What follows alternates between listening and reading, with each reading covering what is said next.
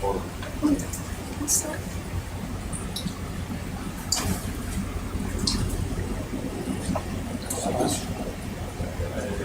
I love the colour of the sponge. It's dark. It's dark stain. Yes. Sponge? Yeah. I'd say. Sponge, perhaps? Yeah. Well, That's strange looking. anemone, perhaps, with it. Oh, maybe it's sucked in. So an anemone? I mean, it's hard to say without seeing the mouth and tentacles. Yeah. Uncertain.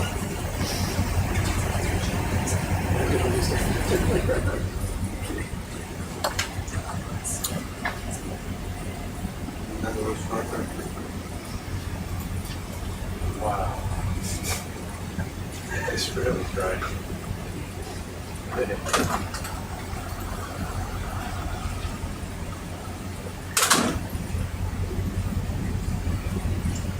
So what we aren't seeing are any branching colonies, no soft corals or black corals. So the next question is, why aren't those types of colonies living here in this habitat? There's suitable substrate for them to grow. Maybe something having to do with the currents.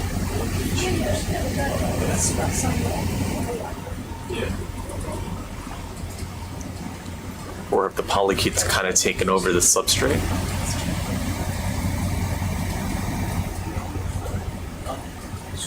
Corals and stars and polychaetes. Oh, over on the right. Oh, it's big. It's a big shrimp.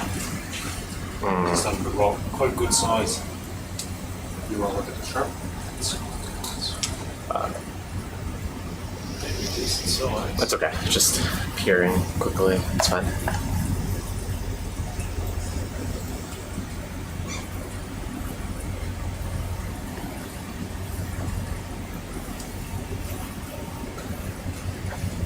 Fantastic. Amazing. More cup corals, anemone, crinoids, you know.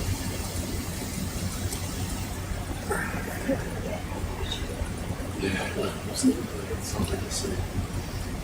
It's dipping in though, dipping forwards with the microphone. You know, dip is into that way. Yeah. Imagine there'd be a fair bit of folding in all of that. Oh, for sure. Wow. There's more. Seeing a lot of a lot of sponges here. Yeah, potentially some glass sponge. Yep, see some glass sponges on the right. Yeah, another juicy. On the left here, we collected one of these glass sponges earlier on leg one. Just above, a bunch of corallimorphs. Yep, corallimorphs. Quite a shot. Nice jellyfish. Swim by.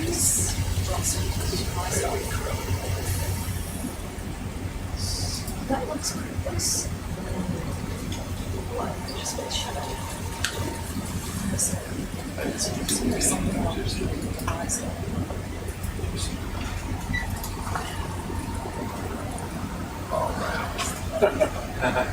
In your face.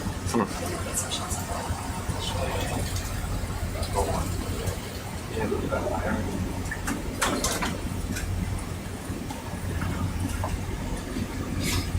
This is the better outcrop to the last time, I think. Yeah, it's certainly more extensive. Yeah, it is.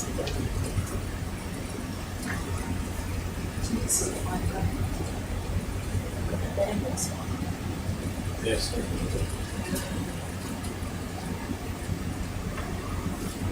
Brittle star? Oh, sorry, brittle star. Looks like it's about to swim. Yeah, looks like it's about to off the whole way.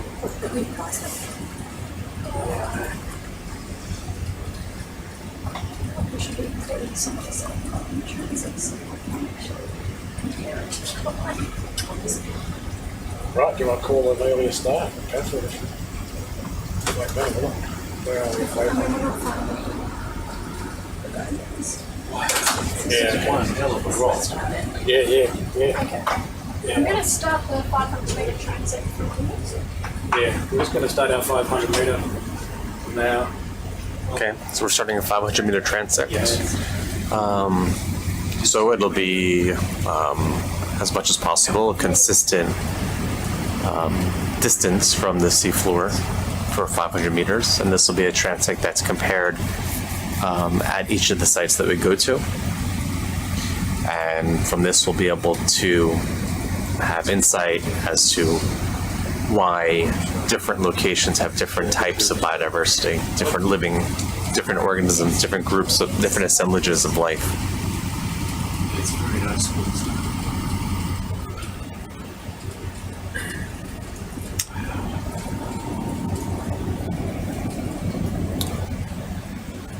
Sponge, cup corals, anemones. You could have market position, Alex, so you know where 0 is.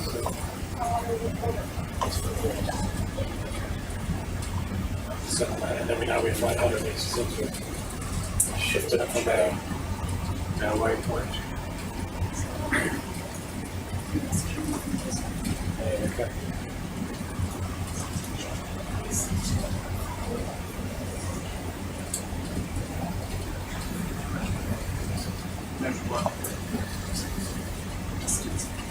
Yeah, apologies for the live feed. I know you've had challenges with the streaming. Hopefully it gets a bit better. See our station falling from above. Start here.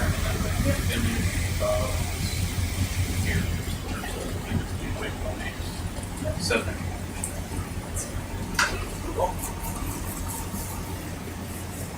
adjusting.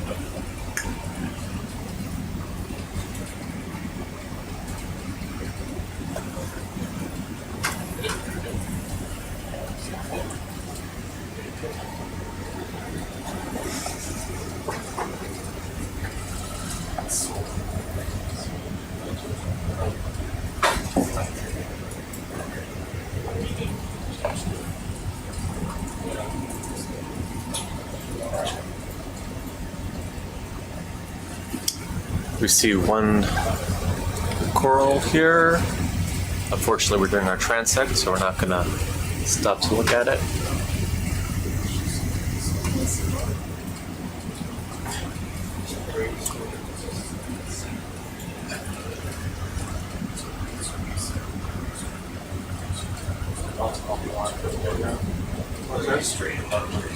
I'm coming to myself. Yeah. Something branching here. It's like a Yeah. anyway from Virginia. Pause for nature. 2 days.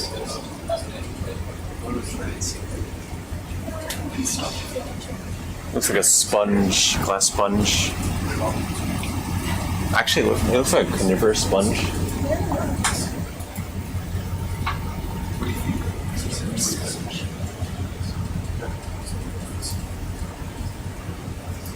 What's that? No need to say. Oh, it's good.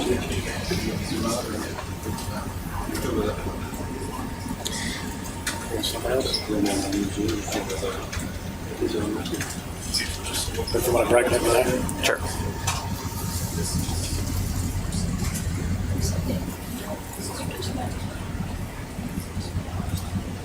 So we're at 1,340 meters. It is 3.5 degrees Celsius. And we are early into our first dive of today. Potentially we'll have 2 dives today.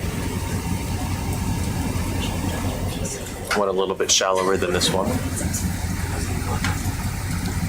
Here's a coral. Probably a soft coral. It's interesting that we're not seeing, that we're seeing just the odd branching coral where there seems to be suitable habitat everywhere.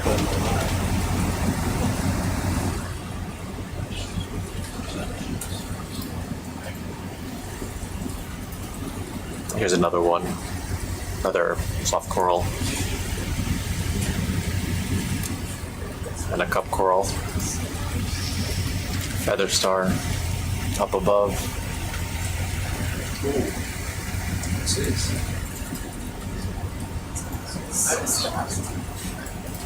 Ah, nice.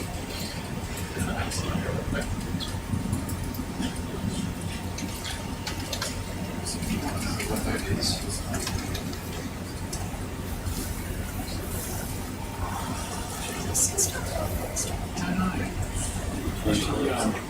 They're Brazil, that sea stars have got some orange color. And you get them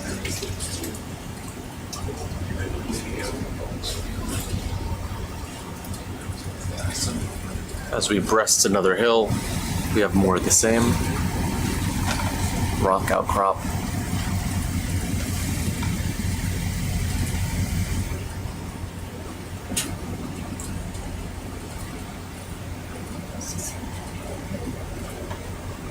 It's offshore region.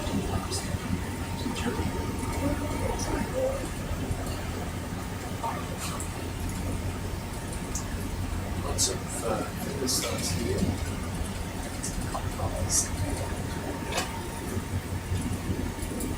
Lots of glass sponges.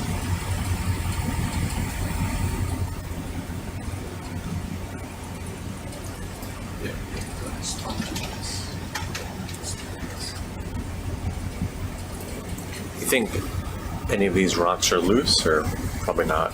Probably not, man. Yeah.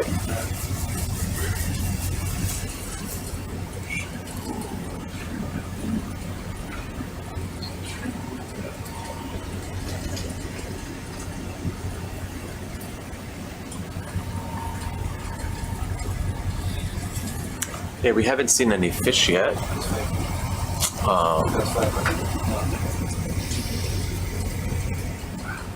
What do we have on board? Our resident fish expert, Gemma, who will join us later in the live stream when we get shallower. More glass sponge, an eel, shrimp.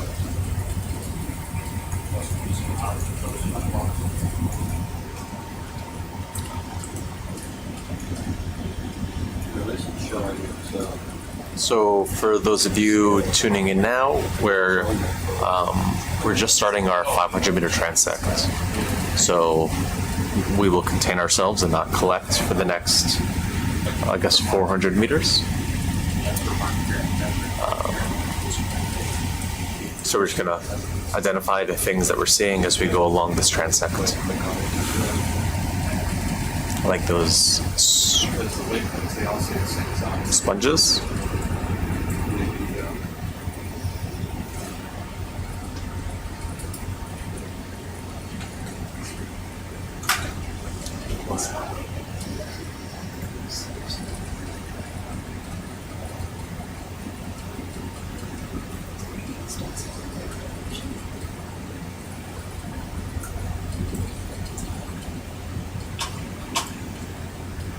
So there's a question about what those little tiny vertical things are on the rocks. So we deduced that they are polychaetes, little worms, and they have their, I guess what they made out of the seafloor, their little casting, their shell.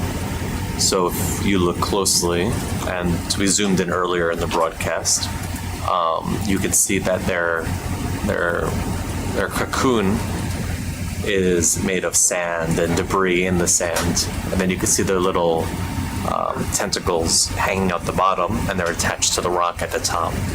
And there's thousands. I mean, that is what's covering all of these rocks.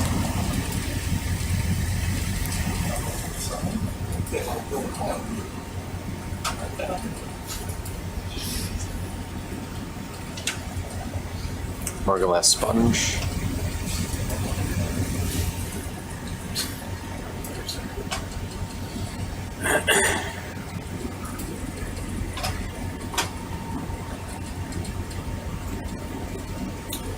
Shrimp, cup coral,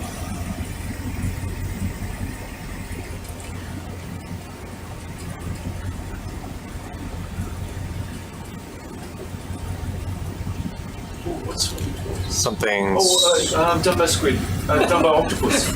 Dumbo octopus. Dumbo. Do we stop? Yep. All right. Dumbo octopus, I tell you. Let's pause for a second and enjoy the view. Alex.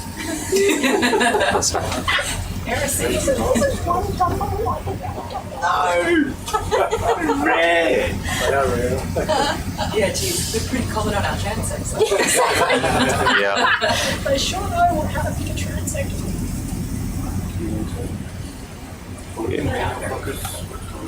Looks like we're in manual. I don't know if we're actually manual. On my thing it says manual.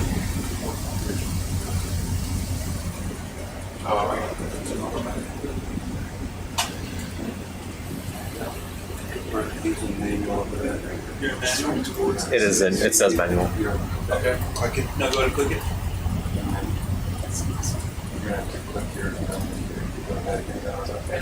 So whenever we do these transects, we always find one of the three big name specimens, so the Dumbo octopus or the isopod or the nautilus. Today it's the Dumbo octopus. I mean, they're very charismatic little critters. There's going to be a pygmy seahorse around the corner. And yeah, yesterday we saw a pygmy seahorse, that one. But we would never see that during a transect. No, that's true. Do you want me to help? Yeah, take it out of auto rotor from your Yeah. So we're just trying to get you a good view of this. Go ahead and go in an auto down. Nice. So he's kind of swimming towards us. So we're backing away. Wow. That's a shit. There we go. Oh. Cute little guy.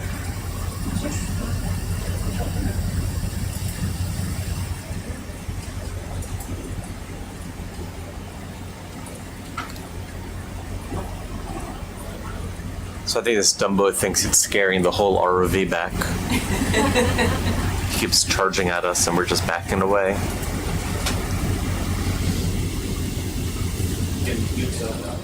Yeah.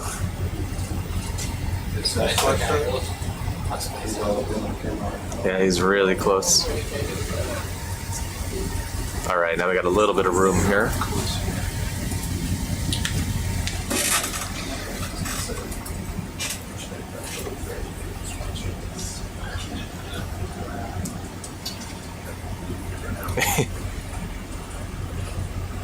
It's like he's asking us to go in the bio box. Do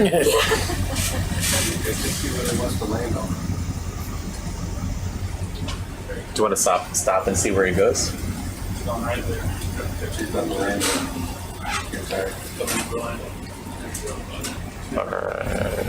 It's gonna go into the dust.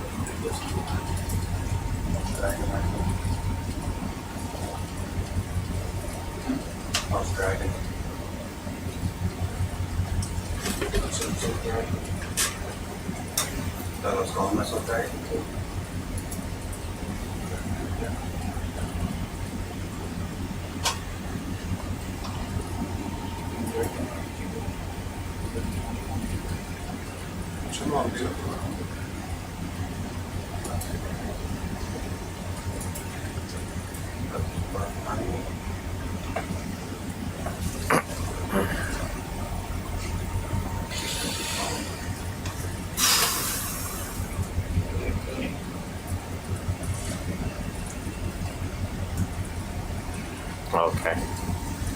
Back to the transect. You're just going to be following down that spot.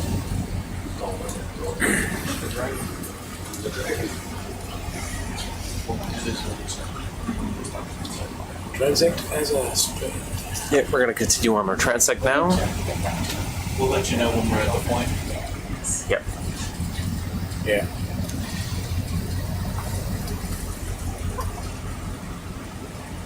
Yeah. That Dumbo was on a mission to chase us back.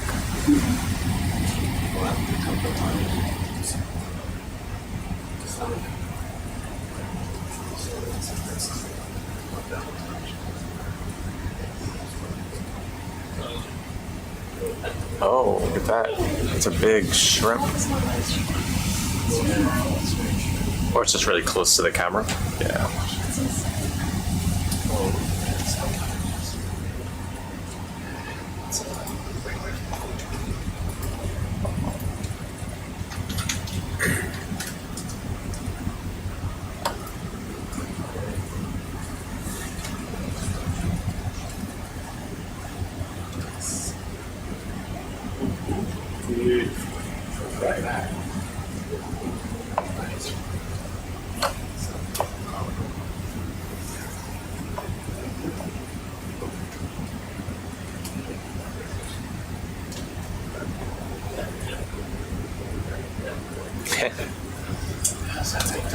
For those of you just tuning in, we just saw Dumbo octopus, so I would suggest rewinding 5 minutes.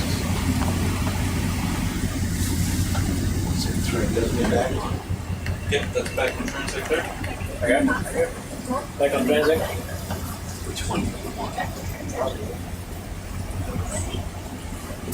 Yeah, but we still started. I am started. No. Empty. And then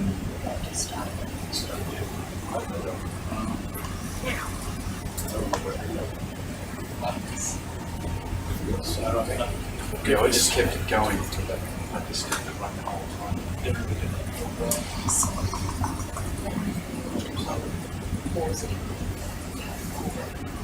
There's a fish, the first fish of the dive.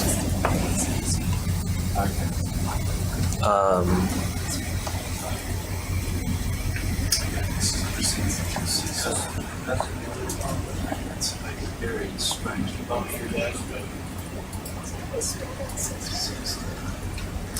But we're doing our transect, so we can't stop to look.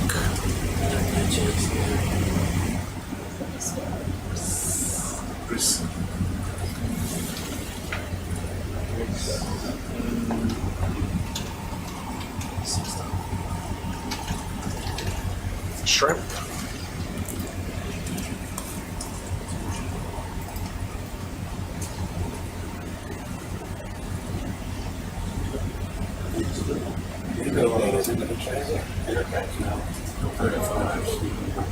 Yeah, thinking pushes to 1 o'clock, 2 hours. We did want to be on bottom until 30. Yeah, okay, so it's 11 now. See how we go. See where we're at 12. Do you all want a fast transit? 20 go any faster. Can we go any faster? Okay. It's okay. Sorry, what was that? Do you want to go fast, a little bit faster for the transect? Updated waypoint bridge. Close the answer. Right, yeah, I just didn't know because of time if y'all wanted to go faster during like this part right here. Just keep it as it is. Keep it as it is. Thanks, guys.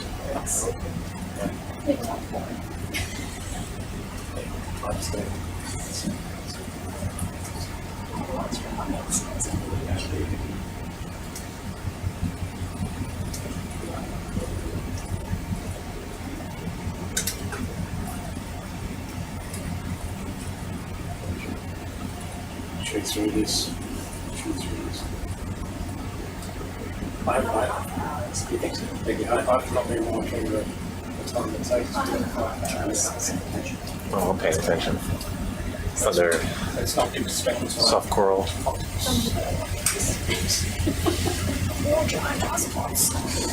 Yeah. We've cooked one of those.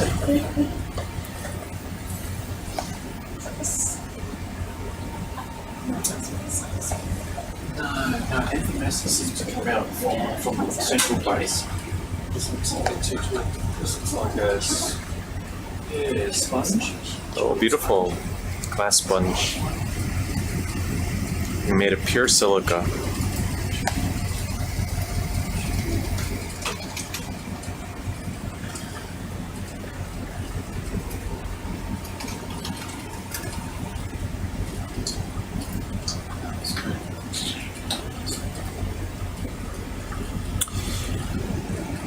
Sea slug.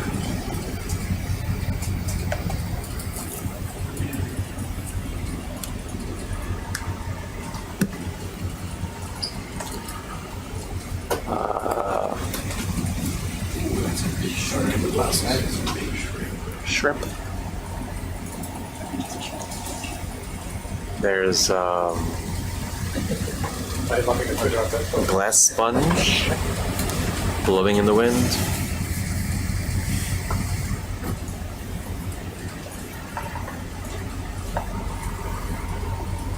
Shrimp.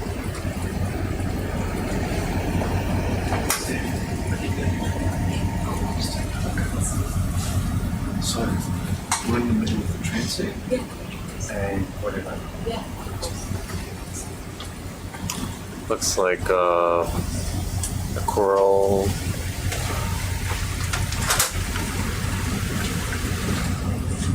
Hard to say what it is.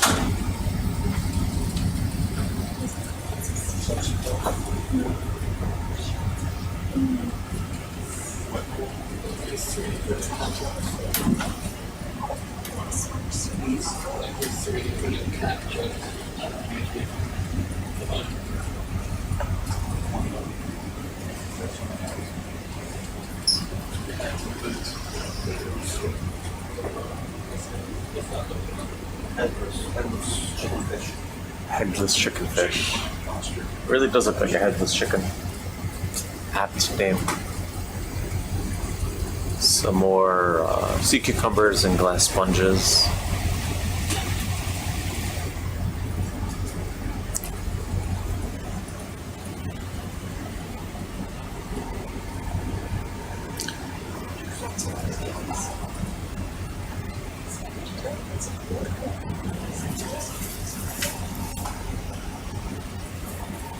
Probably another glass sponge in the background there.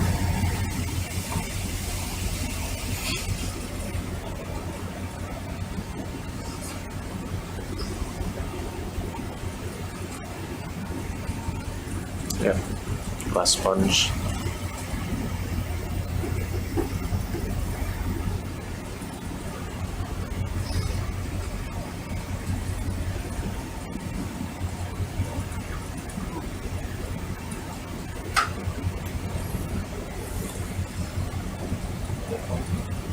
So not hard, but it's enough where I need a lot more distance.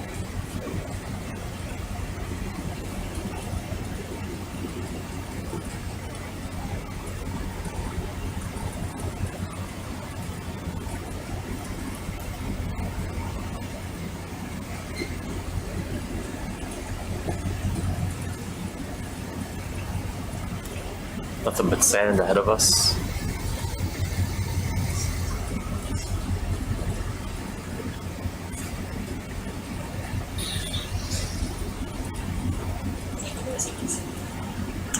We've got a bit more to go on our transect.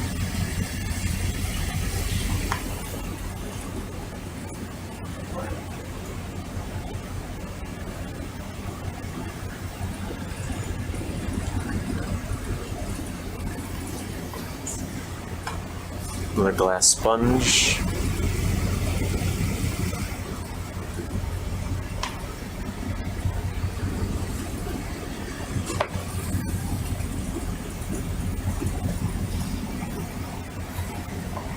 Pretty steep slope.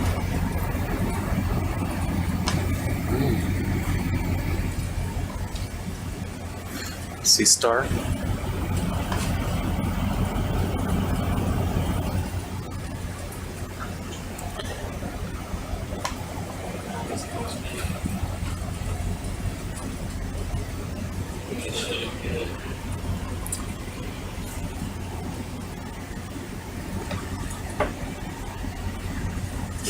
Snuggle under there.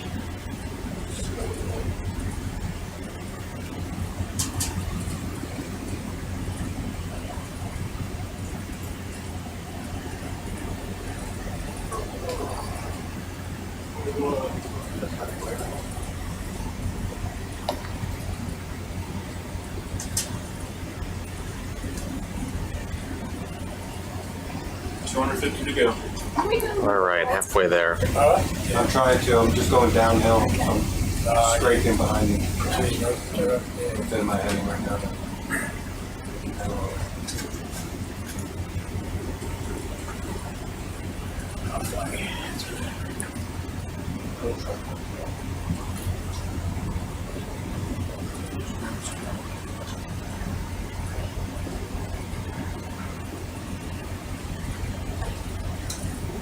Shrimps.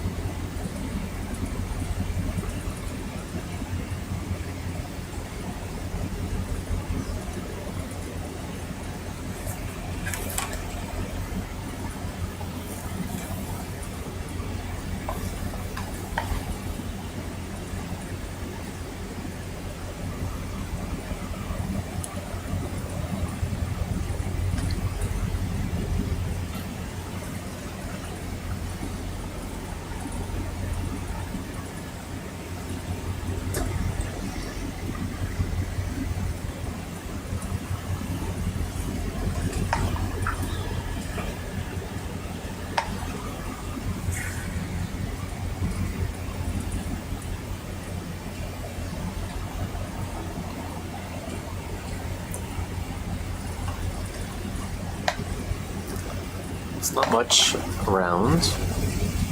Mostly sand. There's a lack of hard substrate. But we are seeing critters, shrimps.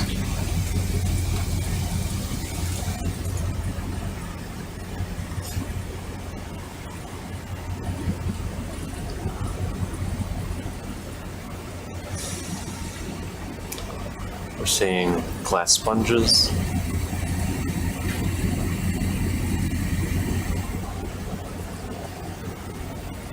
It's probably a tulip sponge.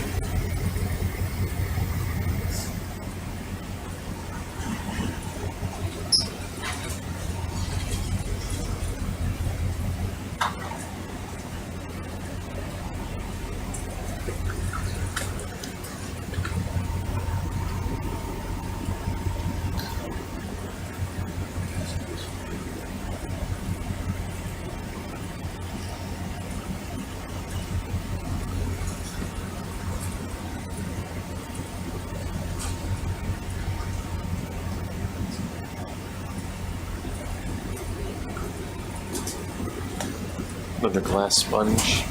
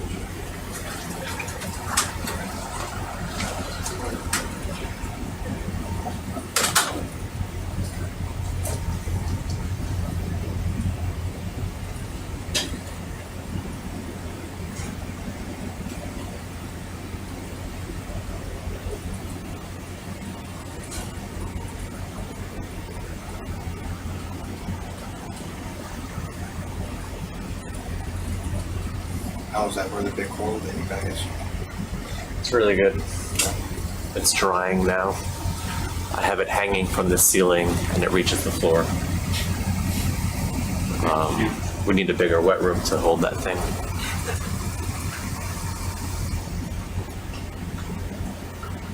Yeah, it came up whole. Maybe a few branches broke off, but more than enough to describe it if it's a new species. So we've collected a few corals that are likely new to science so far in this expedition. We won't know for sure for months, but morphologically they're distinct enough to assume that they're likely to be new to science. Certainly expansions to this region of the world, if they are species that have been previously described elsewhere. Given that this is the first time, well, this is the second time that deep sea collection has been done. This is the first time we're using an ROV. Before it has been done with dredging. Most of the things that we collect are range expansions, either geographic or bathymetric range expansions. So that's exciting. So this expedition is providing us a lot of new information about the biodiversity of the Coral Sea and the Great Barrier Reef.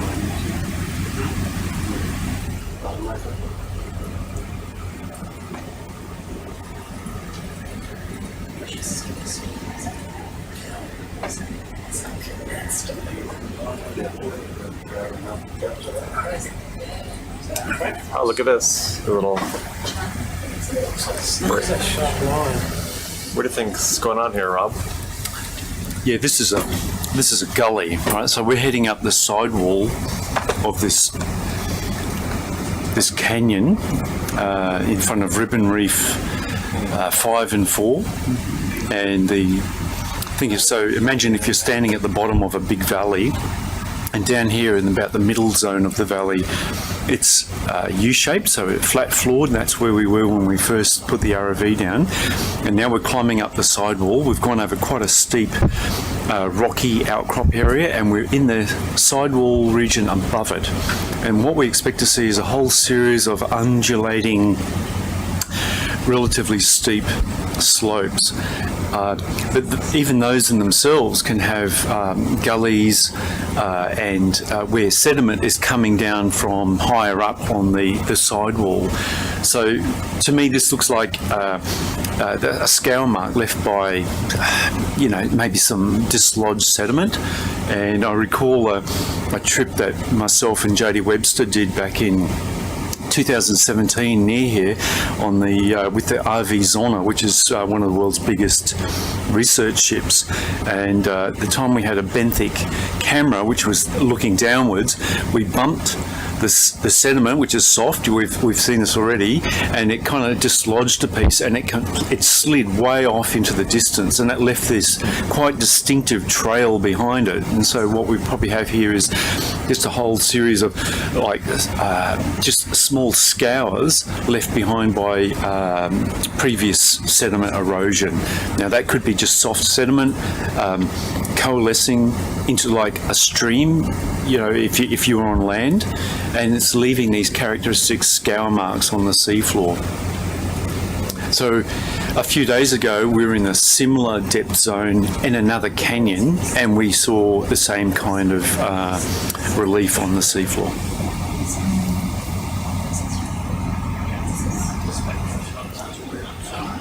So now we're seeing rock.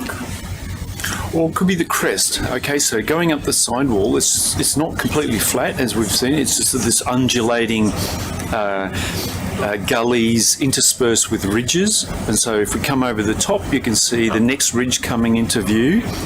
And again, these slopes. Now, if anyone watching is a snow skier, they might be quite familiar with this. Could almost look like those really spectacular slopes in Alaska. I'm a skier myself. I quite enjoy watching the ski movies, and you can almost imagine the same thing here. A bit of heli skiing up above, but we're doing with an ROV down at 1,200 metres down, but it is really steep. And then just below at the bottom of the screen, you can see almost a vertical wall here. It looks like it's given way, and you can see a little bit of the underlying fabric, as we call it in the marine geology world.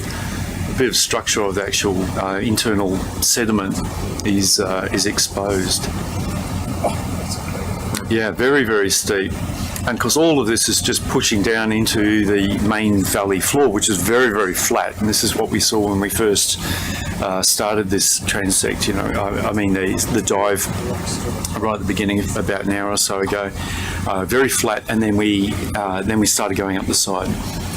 And so this transect is we start at 1,400 metres. We're aiming for about 1,000 metres, so we're still climbing. But I expect we'll be just following along this steep, undulating ridge and gully sidewalls.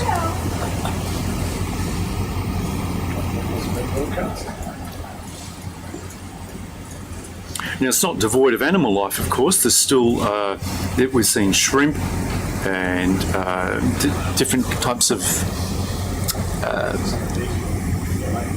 we've got holothurians. We've got something moving across the landscape in the distance there. Jeremy, what do we got there? It could be a shrimp. We've seen some quite large ones now. Yeah, I can definitely see one on the left-hand side. Okay, these could be just shrimp moving close to the sea floor. And we've got it's like a brittle star as well. Yeah, okay. So I think shrimp. I would say shrimp.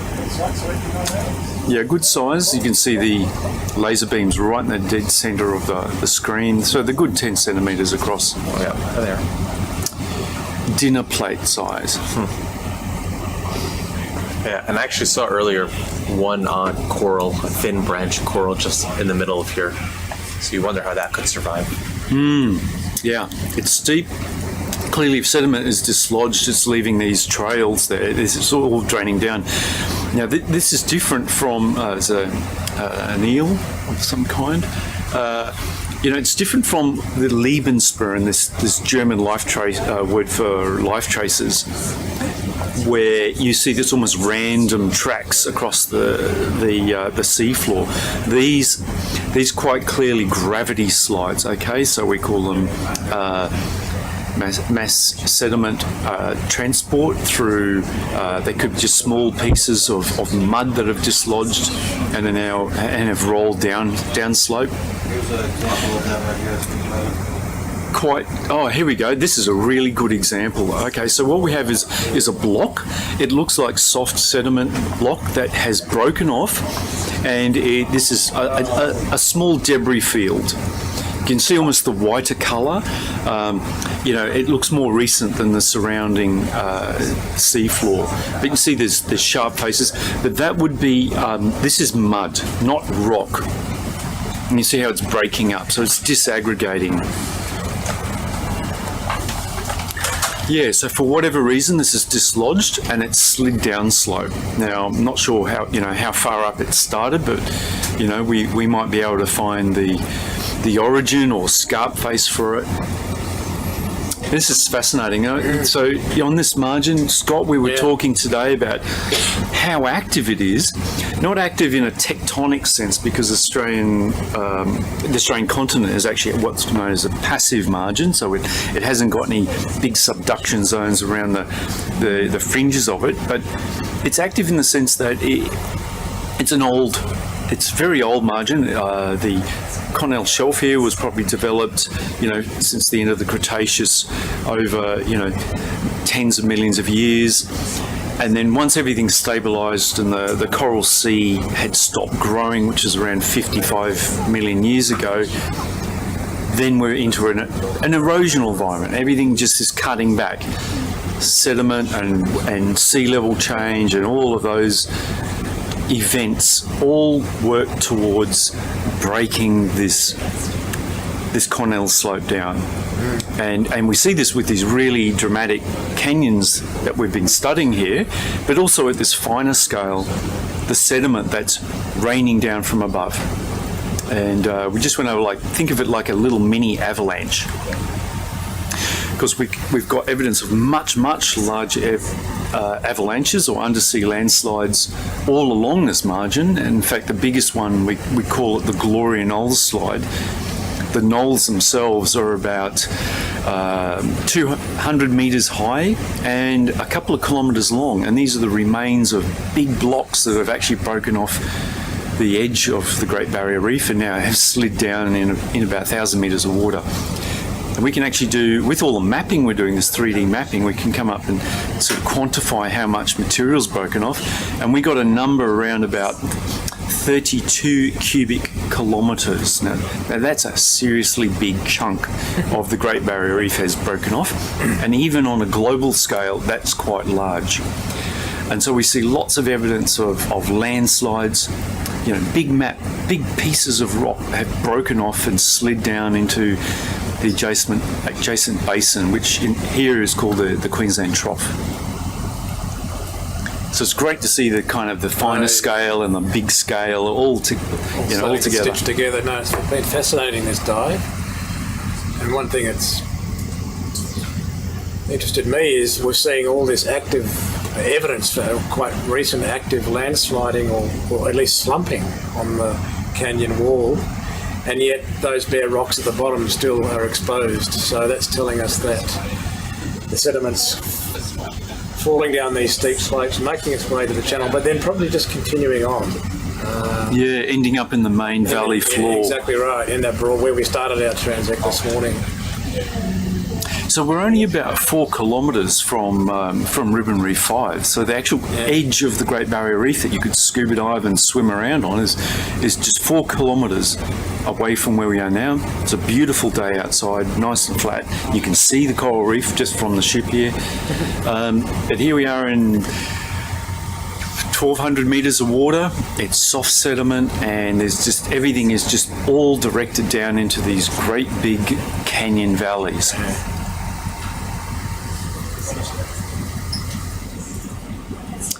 Yeah, so it's a bit of a guess as to how old those rocks, those big dark rocks are, but we can probably make some pretty good guesses here. We know that the edge of Australia broke up during the breakup of Gondwana, and that happened kind of at the end of the Cretaceous period, and then we have a period of, I guess, continental shelf development. So my guess is we're looking at rocks that are anywhere between maybe 50 to 40 million years old. Yeah, what do you think, Scott? I agree, that's about right. I mean, some of the earlier work by some of our colleagues at Geoscience Australia, which back then in the 80s was the Bureau of Mineral Resources, they did some initial seismic mapping in this region and started to understand the basic framework, the geological framework of this margin. And that included a phase 40 to 50, perhaps 60 million years ago of active build-out of the margin through the supply of sediment by rivers to build out large deltas and submarine fans at the edge. Those loose sediments then became consolidated into the hard rock under pressure and the weight of time. So yeah, we're probably looking at those rocks this morning. We saw, let's call them round numbers, 40 to 50 million years ago. That's towards the middle part of the Eocene epoch. Yeah, and so we've got some rock samples this morning, but we're in a canyon adjacent to us in a similar depth, and where we actually got a pretty decent rock. And when we actually look at it under a hand lens and the like, you can see it's very fine grained. It's what we call a mudstone. So it's a sedimentary rock, but it's an old sedimentary rock. And that is the base upon which the Great Barrier Reef has grown. So it's our first real evidence here. I don't think anybody has ever picked a rock up, from this margin before. So it's certainly not in such a deliberate, controlled fashion as we've done. Previously our tools of trade and working at sea in these depths have been dredges, a rock dredge, which you drag along the seafloor as best you can and try and control where it goes, but there's nothing like the precision that we have with the ROV. Yeah, it's just like a surgeon's tool, go in there and pick your rock and pull it out. But I mean, my background we have done a lot of rock dredging, and you're in a ship, you're lowering a big cable down with a big chain bag and drag it across the seafloor and, hope for the best. And that's kind of been our experience in the past, but it's very different here now. But of course, all those big, those hard basement rocks, they're now covered in this finer soft sediments, which in itself can be really well sculpted. And just back there, you can see one of those gullies are really, really quite deep, aren't they? Yeah, they're stunning for their depth. Well beyond what we'd call the normal angle of repose for loose sediment. Normally, and that's the function of the fine-grained nature of these sediments. Once they're deposited, they become quite cohesive. Yeah, but they only need a little bump, or maybe a small earthquake perhaps, and off they go.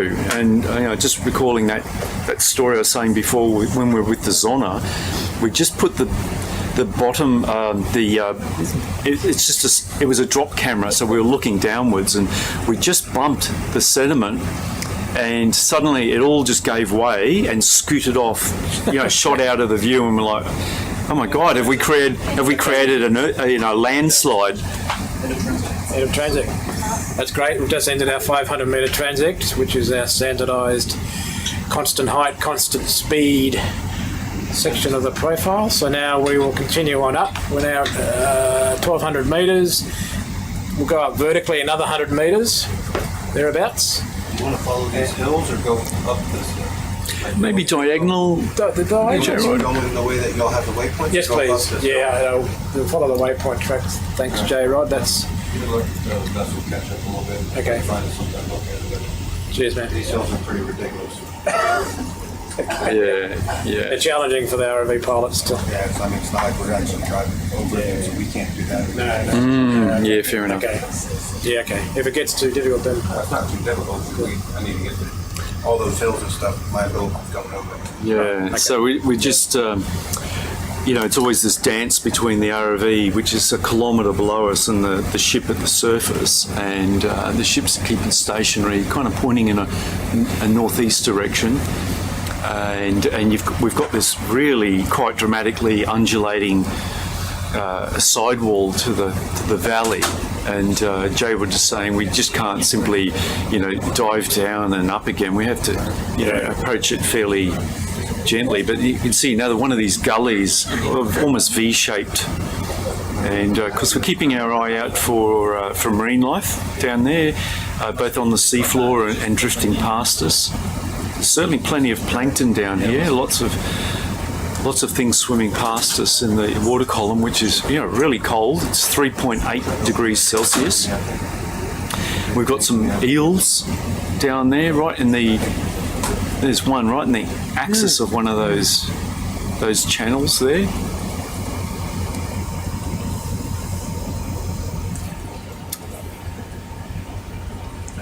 Something floating going down the valley floor. One of those. These deep water medusae. There we go. Swimming shrimp. Yeah. His legs and that. Yeah, quite beautiful to watch. Just drifting past. Yeah, those legs. Yeah, there we go. And we have one of these deep water medusae, really dark purple colour. And I think we slurped one up the other day. We did. It didn't come out well. They're very gelatinous, just fall apart. But pretty active. I mean, it's really, Yeah. you know, lots of contractions there. Not sure if Dougal's online. Maybe you can tell us exactly what species we're looking at. Oh, what's this? Some kind of siphonophore? Yeah, a couple Yeah. of them perhaps. Yeah. So we talked about the water masses earlier. So we're 3.8 degrees C. We're down at about 1,200 metres. This is Antarctic intermediate water. So if you were to face the Great Barrier Reef, there are, in fact, three main water masses, and we're on the lowest one, right? So if we start at the bottom in this cold water mass, Antarctic intermediate water, the next one above us is subantarctic mode water, which kind of sweeps out of the West Pacific towards Australia. And then, of course, as you go higher up in the water column, above around about probably 400 to 100 metres, you've got subtropical mode water, and then on top of that is the surface water, and that comes out of the South Equatorial Current. So there are these three distinct water masses, and then there's surface water on top. Interestingly, this subantarctic mode water, cold, it does come from Antarctic regions. That's why it is so cold, and it moves northward, so it's an equatorward moving water mass, and the sorts of species we find down here are very, very similar to what we can find in New Zealand at equivalent depths. So it's quite remarkable that you can stand on the deck of the ship here and look at this beautiful tropical coral reef only 4 kilometres away. Nice head scarp. Yeah, this is an area that's just broken away, and it's just showing that internal sediment fabric underneath. Quite a lot of burrows if you look closely. A lot of holes in there, so it's, which it all can. And what's crawling on? A spider crab, perhaps? Yeah, maybe we can have a closer look at this there, J-Rod. Or maybe it is a squat lobster. Sometimes the squat lobsters pull their the back of their tail underneath. Yeah, I think it's a large, looks like a large squat lobster of some kind. No, it's a crab. Yeah, it's a crab. Yeah. You can see his claws at the front, decent size. This is good 10, nearly 20 centimetres across the, between legs. And Dinner plate size. yeah, very nice. And lots of hairs on him. Let's have a closer look. There, Scott. Zoom in even further. Okay. Yeah, good driving. That's J-Rod. Oops. Sorry, folks. Yeah, let's see if we can get him focused. Yep. Oh, so the ROV is just hanging in mid-water here. We're just trying to zoom in on the crab. Amazing colour though. Very I mean, nice. really, the bright red you get when you throw them in a pot. Yeah. Sorry, couldn't resist that.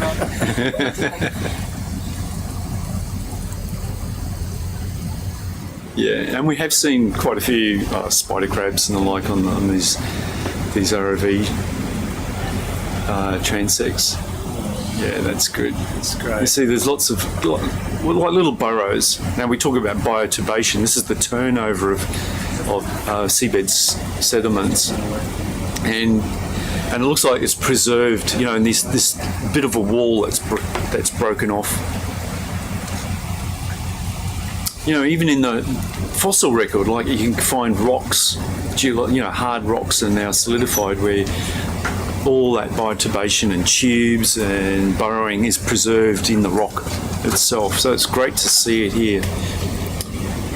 And you notice the top of the ridges here, Scott. You know, we have this. That's it. Okay, yeah. no, that's exposed, right? So the sediment's probably fallen away. Yeah, there's a bit of collapse. I was going to say the other day in the similar environment, we had these really distinct burrowing right on the crests. So we think they're probably giant isopods, but they seem to like the crests for some reason. And I guess you'd like to think if you get enough of them, that just contributes to the failure eventually. That slump falling away with all the holes in it if they start to get connected. Yeah. It's just gully after gully. Gully after gully, yeah. Yeah. everything going down into this big canyon.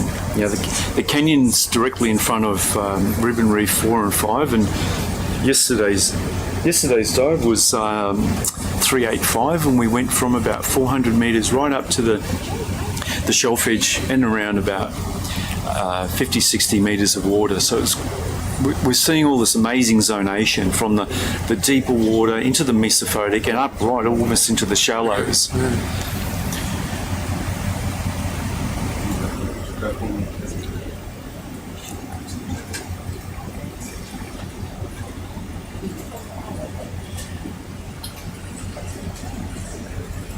I think we're tracking well, pretty well for time. We can do another hour on this, I reckon. Yeah.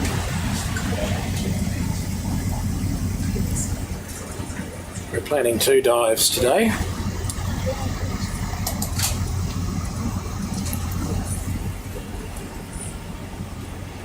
Next dive will be another similar water depths in an adjacent canyon system.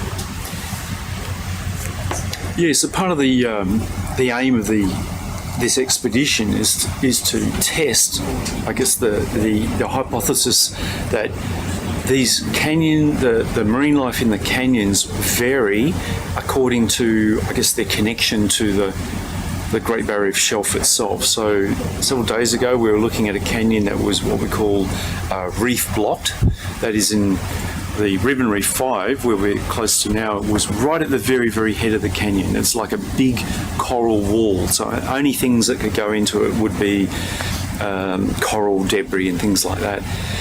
Whereas the one we're on now is shelf connected, so it's actually open to the Great Barrier Reef shelf, and we really did see evidence there that was. We saw pieces of wood, timber.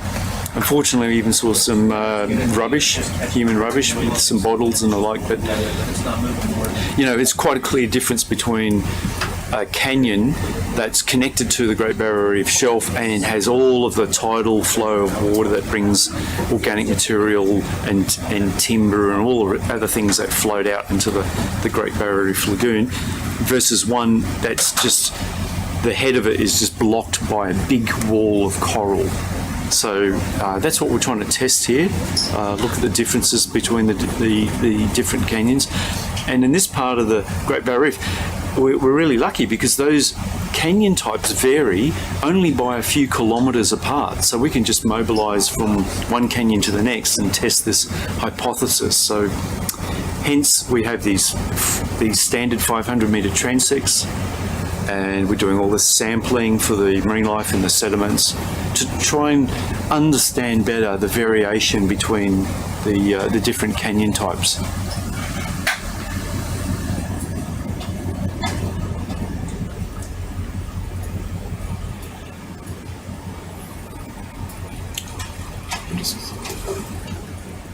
There's a lot of marine snow around us right now, isn't there? It's just kicking it up. Okay.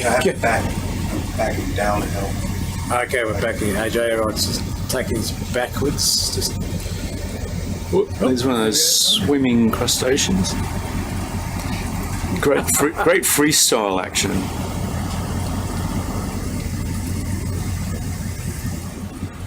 Okay. And yet we have eels down on the seafloor, looking upward, interestingly. You know, up slope. So maybe they're just waiting for, that food that gravity is going to bring to them eventually for their energy.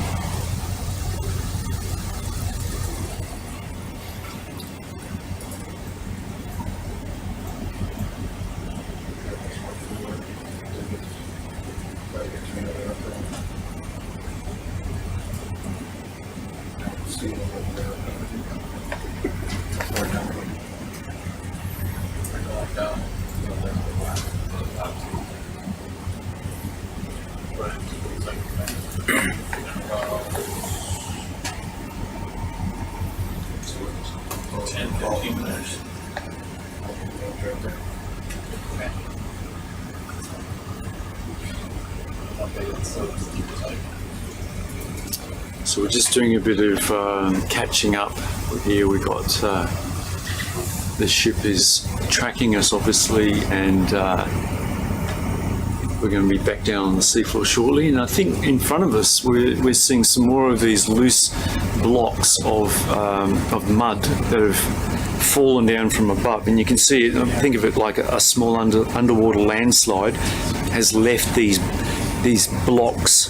Now, these would be soft sediment. Okay, so it's breaking up, disaggregating, and you know, it's the remains of a small underwater landslide. Do you want to follow that up or keep following the track line? Robert, do you want to follow the avalanche up? Or follow the track line? If we can follow the avalanche up, that'd be interesting. Yeah. So pretty old. You see, a lot of it's buried now. Couldn't hazard guess when this occurred, but we know it's soft, right? So if we touch that, it would probably all break up.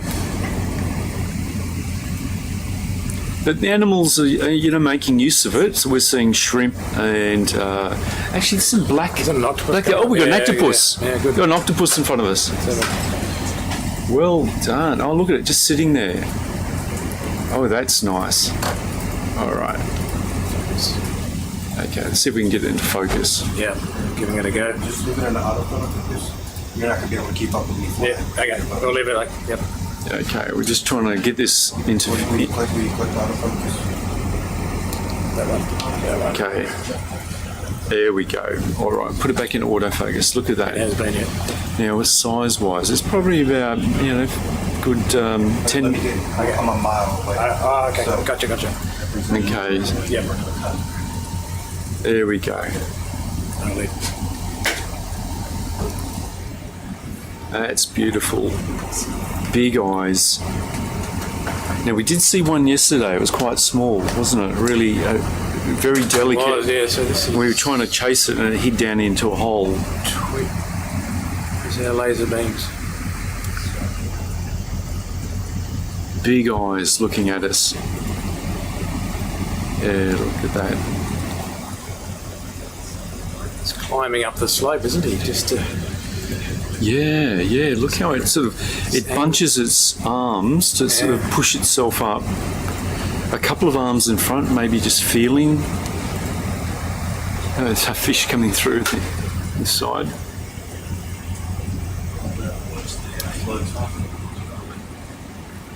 So the sorts of animals that octopus eat are shrimp, crabs. Obviously, they've got a beak in the middle of those arms, and they can give a decent bite. They also eat mollusks. Haven't seen too many mollusks down here so far, although we've seen some hermit crabs with their inside gastropods now, shells. You can see the siphon just underneath the eye. This is great, J-Rod. Great driving.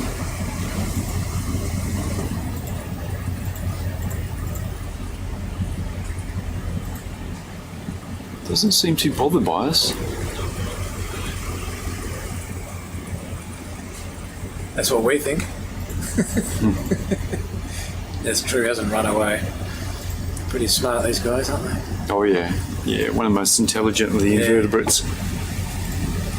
Can unscrew jar lids. Yep.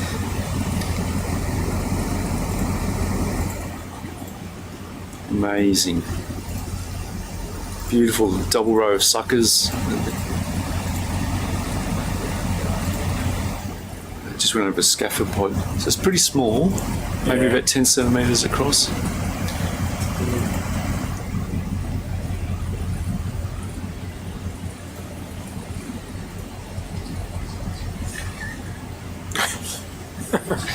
It's a good view.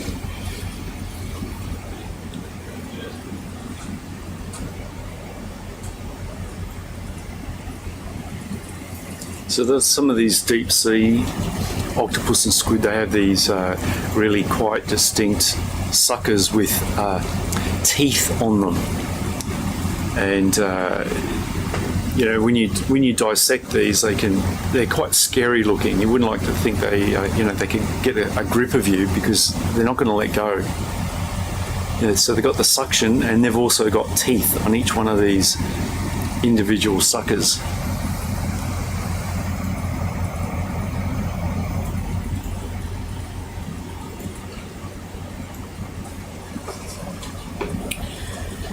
Nice.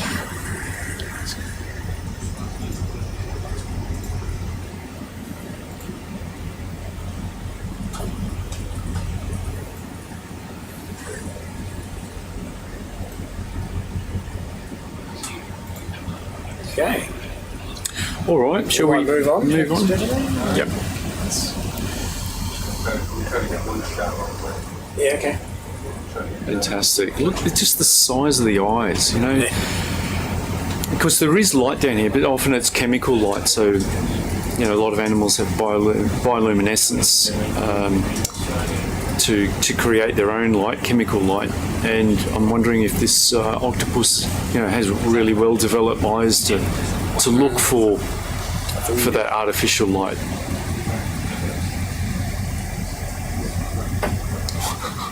It's a really quite a comical face, isn't it?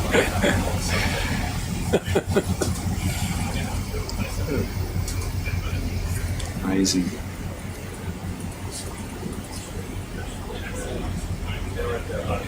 Having a real close up here. See if we can get it into.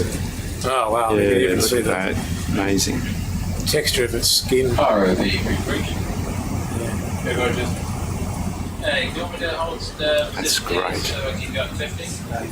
Oh, you're fine. Just keep on moving. We're about to jump off this little octopus. Start looking. Look at the texture of the skin. Sebastian and the tire. Yeah. Oh, we were getting a more if you can. yeah.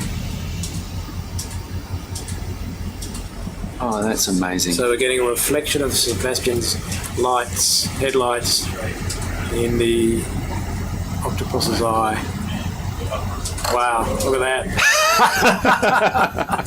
Incredible. Freaky. Well done, J-Rod. That is millimetre precise flying. Yeah, oh yeah, that's amazing. Yeah, it's 3.8 degrees C, so it's pretty cool. Yeah. Good one. Yeah, as someone's pointed out, you notice these little little white things hanging off it. Oh, there we go. Beautiful. Ooh, just on cue. Beautiful. Oh, look at the swimming mission. Fantastic. Really spread out. You wouldn't know until it's actually swimming to how much of the flap between the arms are up. Well, clearly he was waiting for a time to escape.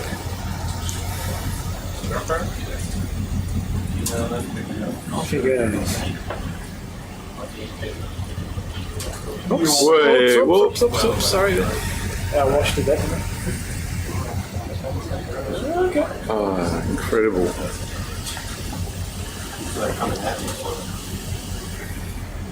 Doing the same thing. Like he was like, no. Yeah. Okay.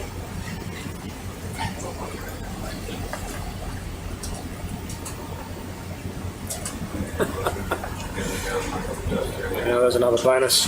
Yeah, I'd say that was the find of the dive, like the little pygmy seahorse we saw yesterday. This is pretty good.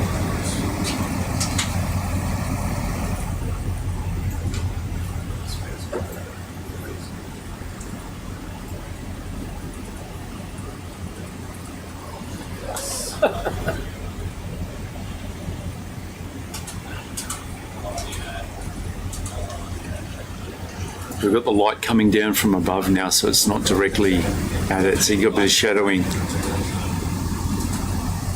There we go, off into the dark.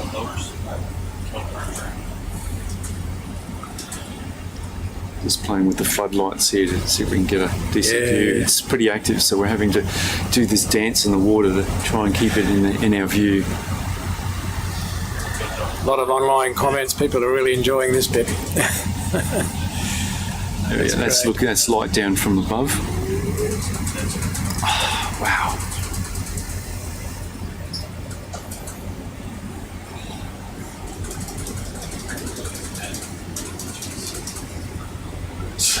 Calm down, Space Lord.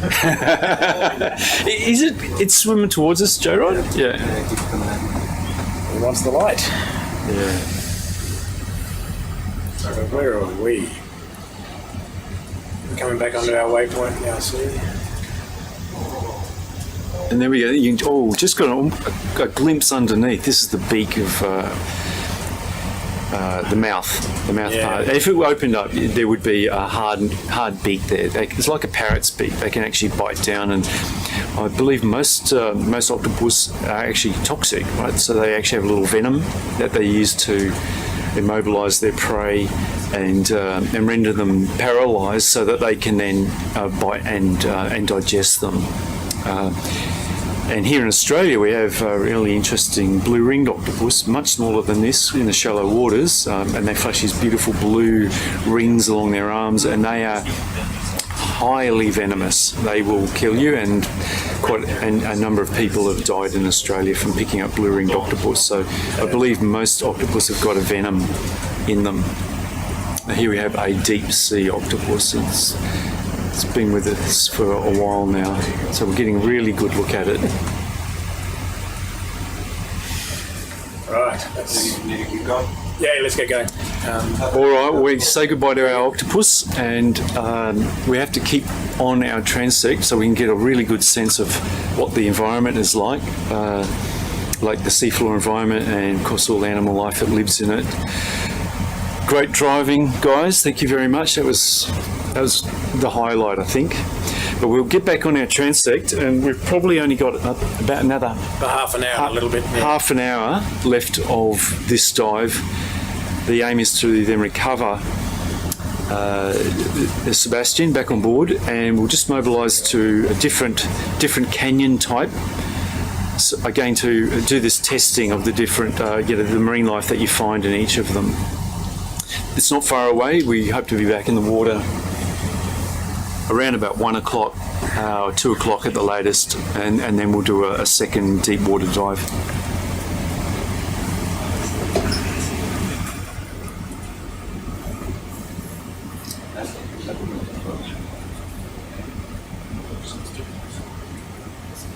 It's probably stuck in the back.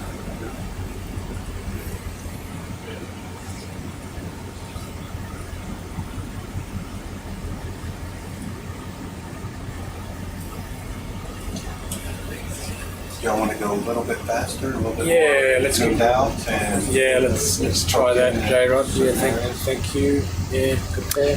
Yeah, so we're down at 1,180 metres. This transect is about a kilometre long. Alright, bridge.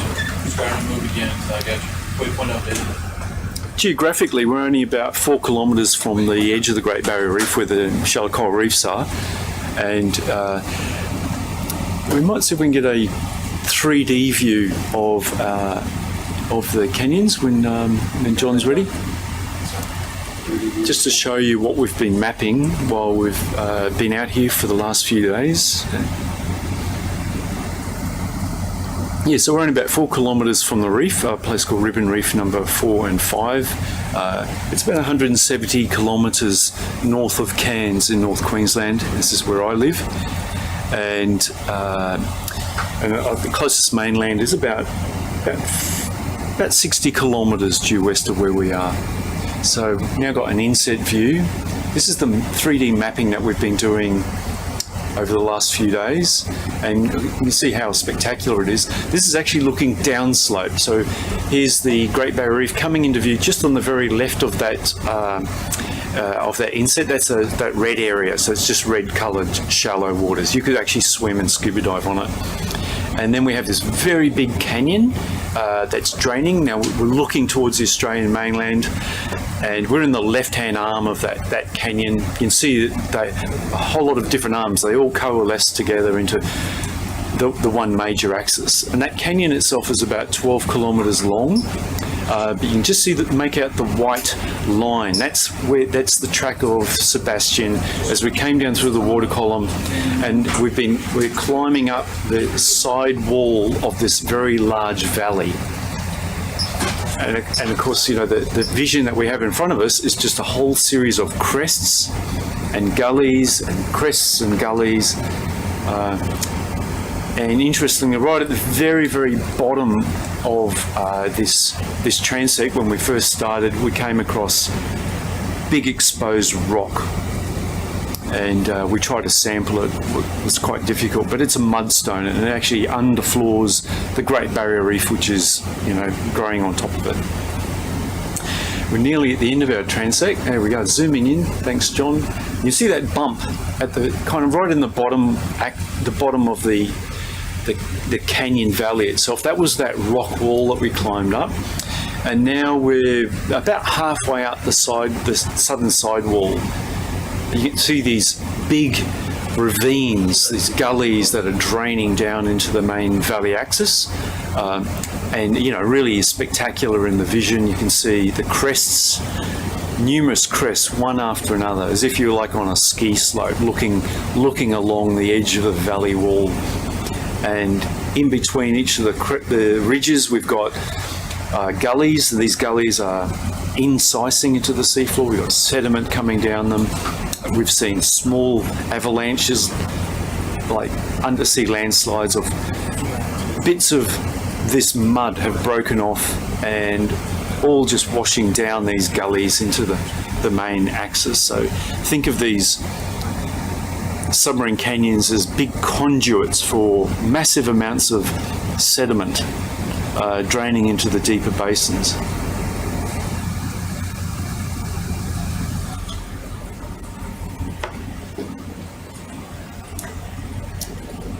Yeah. So that inset view looks just like, if you're looking at a big mountain range on land. So these are the mountains underwater, with separated by large valleys. The valleys themselves are the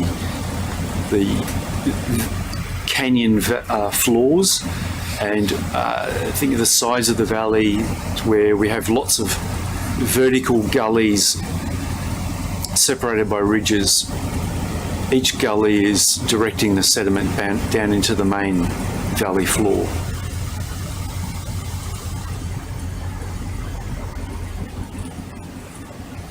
That little ROV is most certainly not to scale. Yeah, you can see our little cube there. That's SuBastian, but not to scale. Yeah, I mean that view there. That's probably about 3 to 4 kilometres across, just to give you a sense of the scale. And we're about 4 kilometres away from the edge of the Great Barrier Reef. You can just see it poking up over the top of the axis there. But if you walked outside on the Falkor now, you could easily see the coral reef. You can actually see the Australian mainland, the mountains, about 60 kilometres due west of where we are. Thanks, John.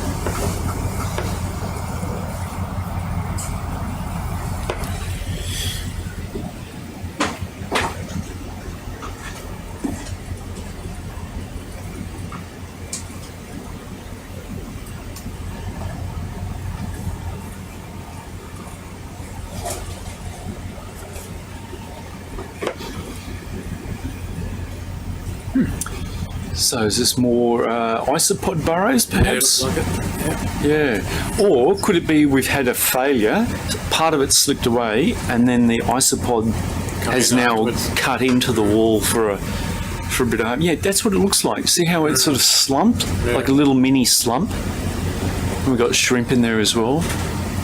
Yesterday's dive, which was 385, we actually saw one of these giant isopods really clearly. There was a rock outcrop and it was darting around, quite big. It's about 20 centimetres long, like a giant pill bug. Had this beautiful pink colour.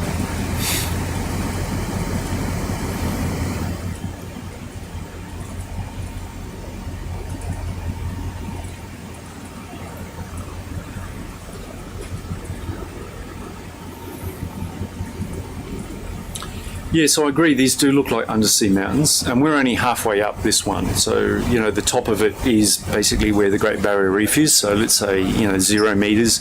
The very bottom of this canyon is in about 2 kilometres depth. So this is, if you're looking at a mountain range 2 kilometres high, that's what this canyon and the canyon walls look like. And we're only halfway down the side at about 1,100 metres.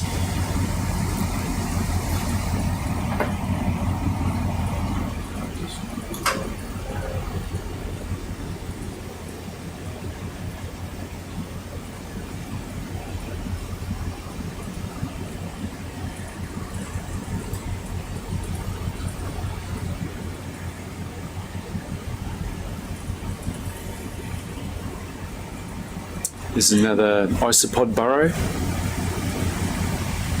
And we got eels, so, you know, there's still plenty of life there. And yeah, it looks like we got a brittle star just passing over, a good size, so probably 15 centimetres across. And these really sharp ridges. You know, think of the long time it's taken to erode these gullies, and, you know, you end up with these really sharp ridges.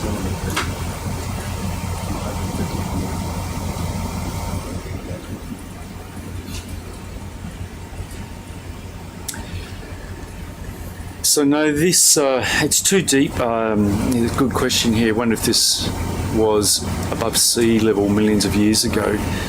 The answer is no. We believe this was always underwater, except for that period when perhaps when Australia was breaking up, part of that Gondwana, that massive breakup of all the land masses that combined to be Gondwana. So that was Australia, Antarctica, South America. So we believe that the finer sediments which make up this dark rock we found below that may have been subaerial or exposed to air, you know, 40, 50 million years ago, but now it's well and truly underwater, and all we know that all of this area has been underwater for millions of years.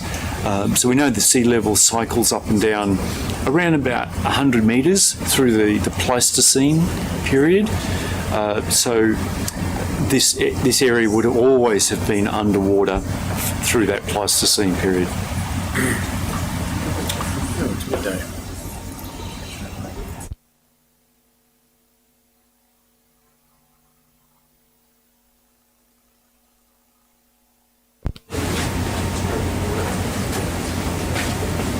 So how about if we had something to eat, come back and call it there?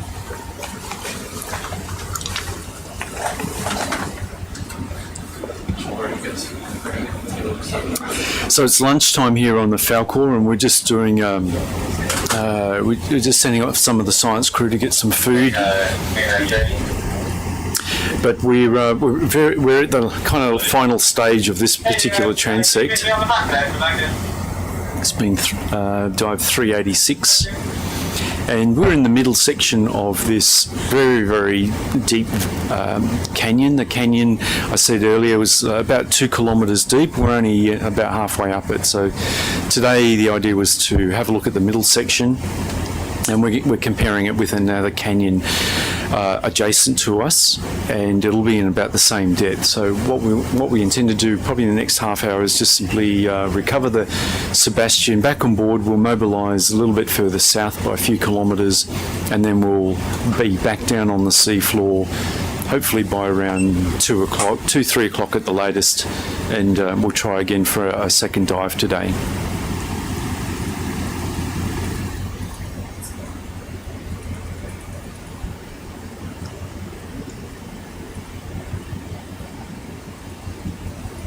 Yeah, something there, J-Rod. Maybe a bit of sponge, maybe an old sponge spicule covered in zoanthids. We've seen some quite strange marine life that's not necessarily what you expect.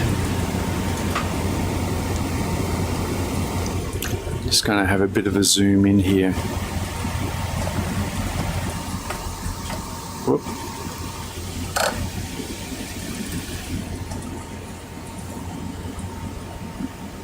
Well, I'm seeing lots of polyps, so my guess is soft coral of some kind, maybe an octocoral. Don't have Jeremy with us at the moment. I think he's grabbing lunch. He's our coral expert. But Okay, and but we do have TV screens all over the ship, so everyone can tune in wherever they are, even in their own cabins. This looks like a polychaete tube just hanging there, an empty one. J-Rod's driving. We can see the tentacles from each of the individual polyps. Or they could even be something like, here we go, Jeremy, what do you think? Do we think they're zoanthids? There's zoanthids, okay. Maybe. Maybe, okay. We've seen this strange thing where zoanthids will colonise the stalk of like a dead sponge, a silicious sponge. And so it gives the impression of a whole colony, a whole living colony, but in fact the animal has colonised, another animal has just colonised the stem for its, to be able to sit up in the water column. We should look closely to see if the animals are merging the tissue. Yeah, we're still in the water column, so we're just hovering. Yeah, that's okay. Do you want to land on that? No, it's all right. Thanks, J-Rod. Yeah, I'd like to keep going. Yeah. That's the first thing you've seen in a while, huh? Yeah. So it isn't, anybody's been watching these ROV dives will get a sense now that in these soft sediment habitats, it's not usually a place that you find these corals because, corals are sessile, they actually have to attach to something. And if you've been really paying attention, you may have seen on the first leg of this expedition where Jeremy was pulling out a black coral from what looked like soft sediment, and as we dug it out of the seafloor, it was attached to a nautilus shell, which was absolutely amazing to see that come out of the sediment. So the actual coral was attached; it just needed something hard to do it to, and it was a nautilus shell. So I think that's on your mantelpiece, isn't it? Oh, absolutely. Jeremy, it's not at the museum, is it? No, I hope it doesn't get lost on the way from Brisbane, where we got on land back to Townsville. It'll be somewhere special. Yeah, somewhere special. Yeah, it was. I was watching from Cairns in Australia. So we've got a very, very big team from actually all around the world, but of course mostly Australians. But we have people like Dougal Lindsay, who's in Japan, Yusuke Yokoyama, also in Japan, and we have a big team from Geoscience Australia, James Cook University. What other institutes have we got here? University of Wollongong. I mentioned University of Sydney. Just really, a big group of people, dozens and dozens of people. On board, however, we've only got, I think, 9 scientists, and we're the second leg of this expedition. The first leg, we had crew changeover in Cairns last week, and we will keep going until the 30th of August. We will, our intention for the end of the day here, we'll mobilise north to the very top end of the Ribbon Reefs. We'll do more diving in a very large canyon system, also close to the Great Barrier Reef. And then the following night, we're going to head east out into the offshore Coral Sea area towards Osprey Reef, where we've previously visited in the visioning of the Coral Sea Marine Park expedition, which is done in May and June. So we'll go and visit Osprey Reef again, which is a really special reef out in the Coral Sea Marine Park. And then from there, we're going to work back onto the Great Barrier Reef, but a little bit further south. Then back offshore again into the Queensland Plateau to look at some more of these really spectacular atolls out in the Coral Sea Marine Park. After that, unfortunately, it's all over. We have to head to Brisbane, and we arrive in Brisbane on the 30th of August. So that's our sort of general plan, and we're going to be diving with ROV SuBastian most days. So that's something to stick around and keep watching. But we're continuing to work up the sidewall of this very large canyon, and I really like looking at all the shapes on the seafloor, and these, you can see these are probably fecal pellets or sea cucumber poo. They sort of spiral almost toothpaste tube-like squirts on the seafloor.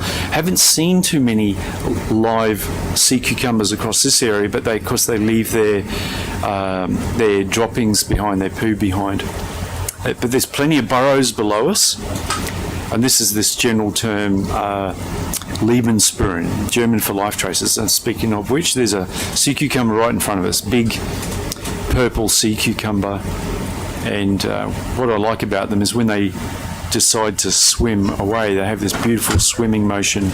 We've seen that a few times.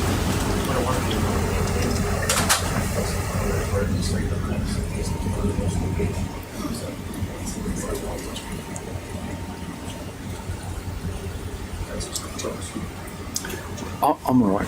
Yeah, goes to 12:30, doesn't it? Yeah, that's good. We're wrapping up soon. Scott's coming back, and he'll call it. Yeah. Are you guys happy for us to deviate a little bit and go uphill slope as opposed to slide laterally? Yeah, that's fine. Thanks, Adam.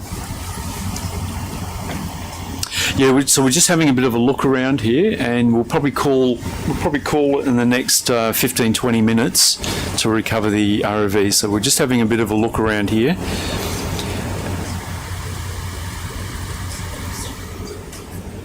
And temperature-wise, we're at 4.2 degrees Celsius, so pretty cool. It's within this Antarctic intermediate water at this depth. And you have a good position. so still marine life. It's not completely barren.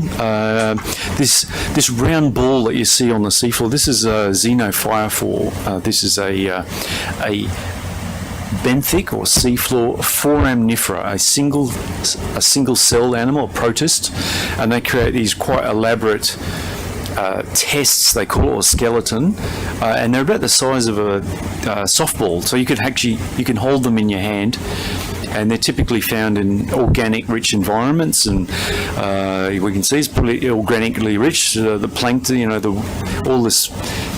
these white dots in the water column tell us there's plenty of plankton drifting down here, and of course also the sediment itself.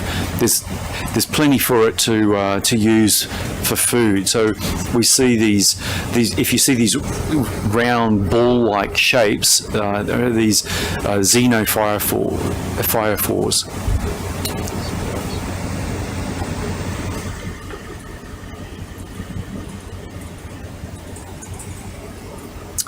Yeah, so how far south is SuBastian diving? In probably about a week's time, or just under a week, we're going to be back around the latitude of Cairns. We're just going to be a bit south of that. Oh, here's a good view. We've got sea cucumber there. There's a xenophyrephore. You can see this, I've got all these, this complex shape. It's like a series of tubes all stuck together, but probably about 5 centimeters across. Can be quite fragile. Like it'd be easy to crush. What they do is they take the sediment and they kind of glue it together, and the animal lives within this complex maze that they've created. So they're just using the sediment around them to create their skeleton.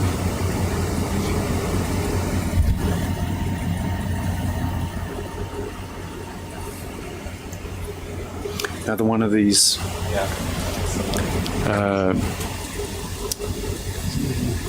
So we got more sea cucumbers. Yeah, good collection of holothurians over here. Sea cucumbers, the vacuum cleaners of the deep.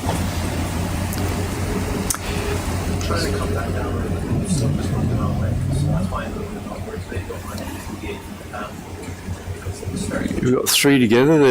They're grazing on a fairly steep slope here.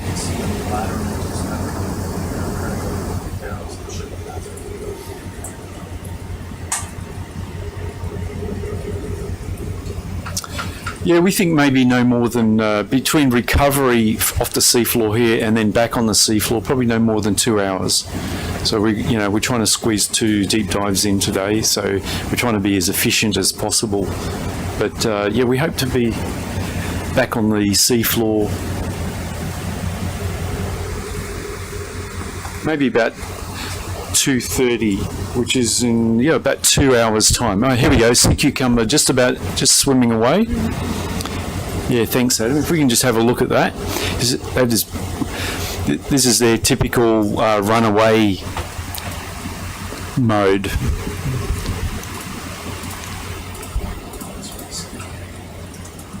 There's the mouth, the head of it. Yep.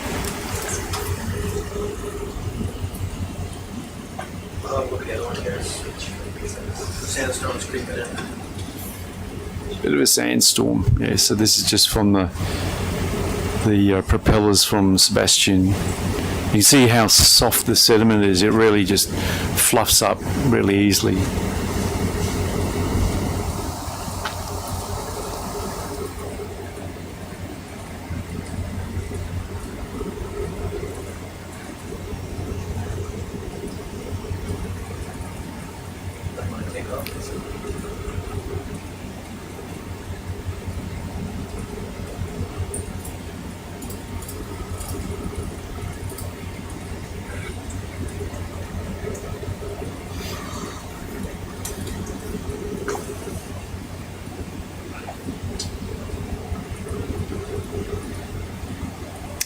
Some more sea cucumbers in the distance, and we've got a whole lot of eels and shrimp in front of us too. So, yeah, certainly no shortage of food to keep all this marine life here. Got a great eel coming in front of us.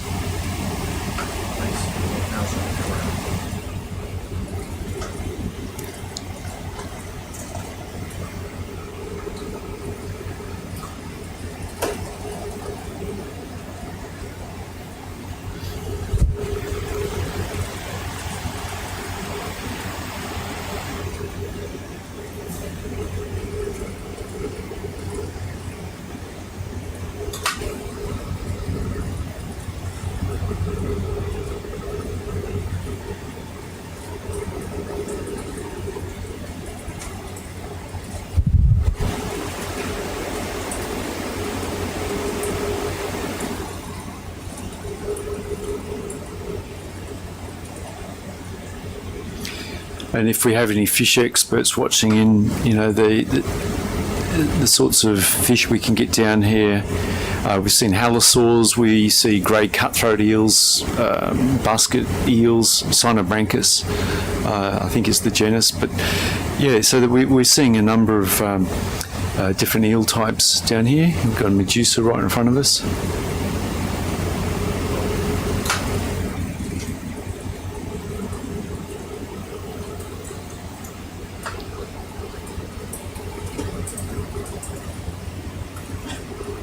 Beautiful. Oh yeah. Yeah, and one of our colleagues is Dougal Lindsay from JAMSTEC in Japan. He's dialing in, and in a day we will be mobilising north. We'll be heading about 35 miles further north from where we are now to another very large canyon system, and we'll do another Dougal dive where Dougal will narrate and talk about the plankton as we descend into the depths.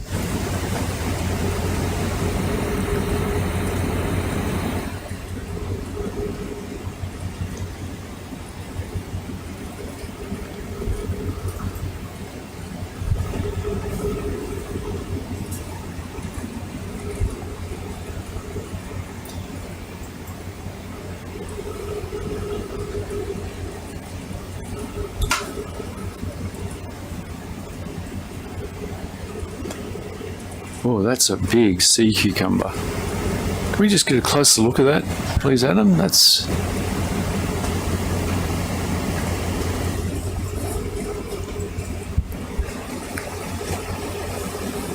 We got quite a sheer face just on the left-hand side there. We assume that this is where part of the ridge has actually collapsed, and we're looking at the slope just at the base of that. There's another one of these xenophyphores, this sort of softball-sized round blob over on the right, but we're getting a great look here at this sea cucumber.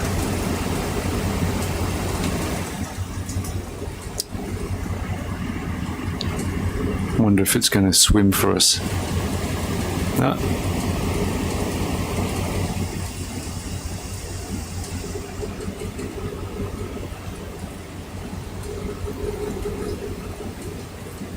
Take a look at this wall as well. Yeah, thanks there, Adam. Yeah.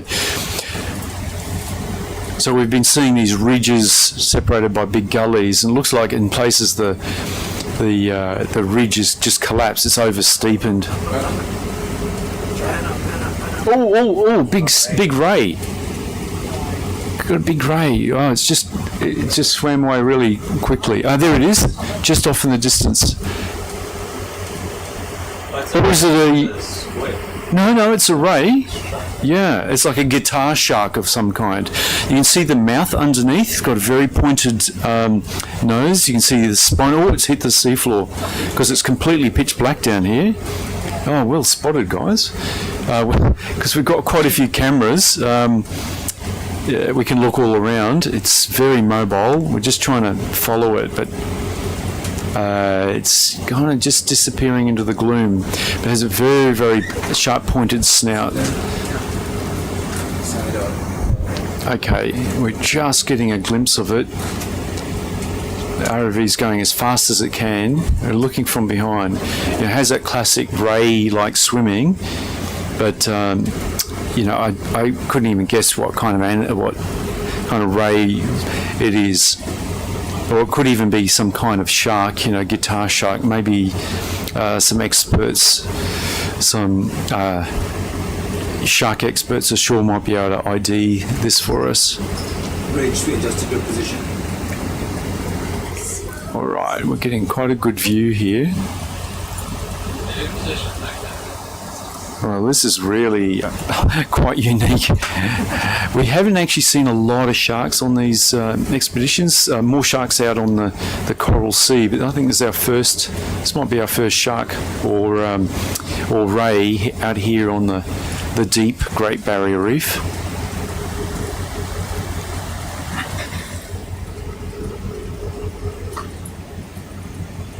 If we can just get a good look at its the head of it, it's got a really distinct point.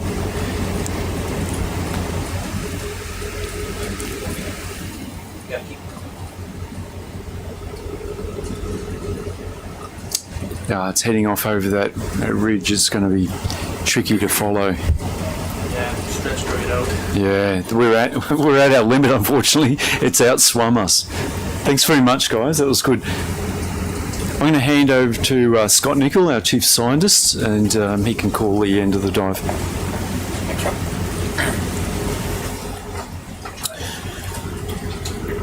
Thanks very much, Rob, for taking us through that great bit. So we're nearing the end of our dive. We'll call it in, give a 10-minute warning in about 2 minutes. Thank you. I don't expect too much variation from here on up. We've really followed the great proportion of the canyon wall as we've been able to in the time available this morning. This repeated series of deeply indented valley wall with these gullies and intervening very sharply defined ridges made up of this very soft but very cohesive marine mud.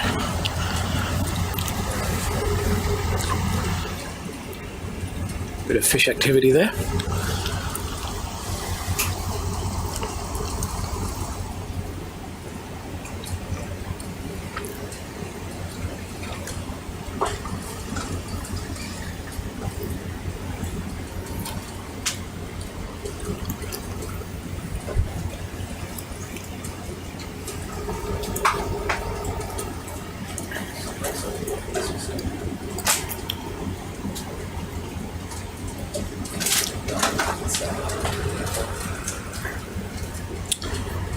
What we've got coming up in the water column here looks cool.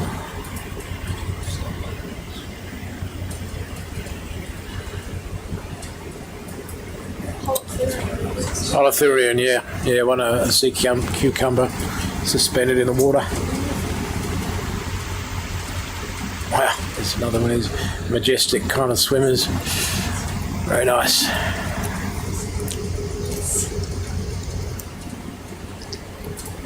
Just the colour contrast between the deep sort of red and the white light of the seabed. It's really, really appealing to watch.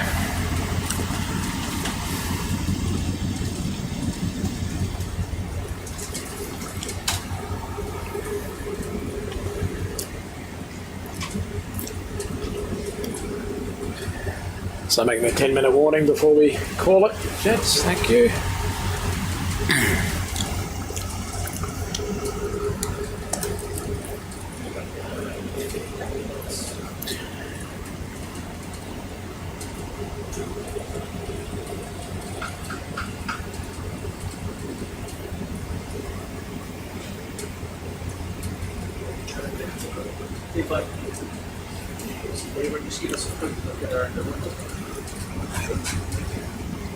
That's pretty good. Excellent.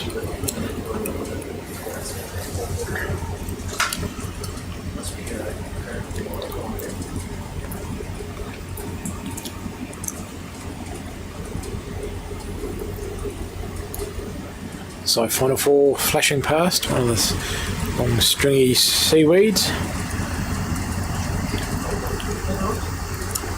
Quite a lot of jellyfish in the water today. Not sure if we have Dougal Lindsay from JAMSTEC online right now, but he's our onshore expert with the jellyfish. He'll be joining us tomorrow morning for another deep dive. We'll do a dedicated jellyfish transect as part of the start of our dive tomorrow morning.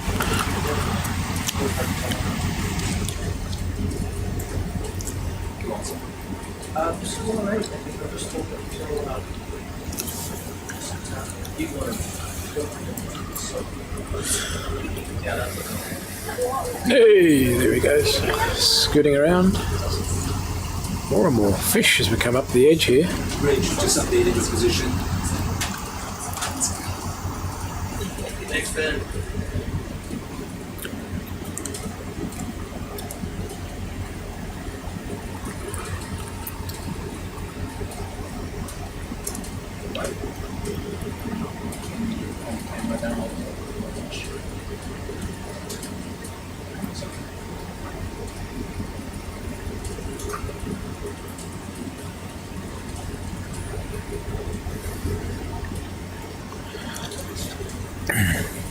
Thanks, Ray.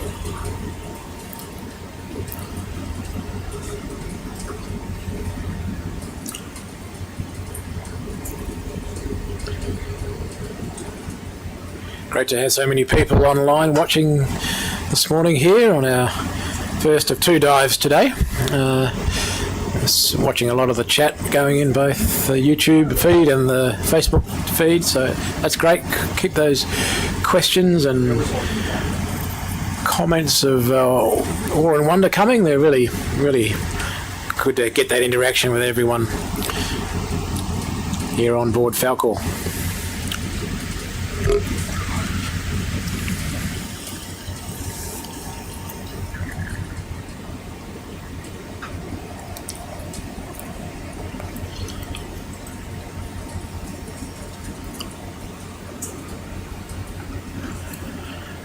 Just coming up to the last 5 minutes of this dive. We're trying to keep to a pretty tight time schedule today in order to complete two dives.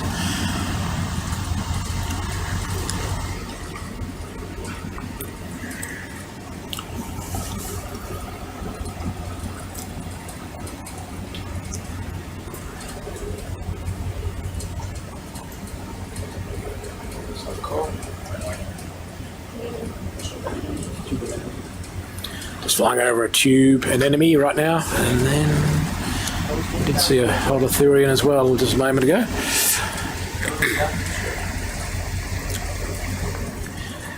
Starting to get quite a lot of biotubation, or continuing to get a lot of biotubation on the seabed. Some of these nice traces. Burrowing activity.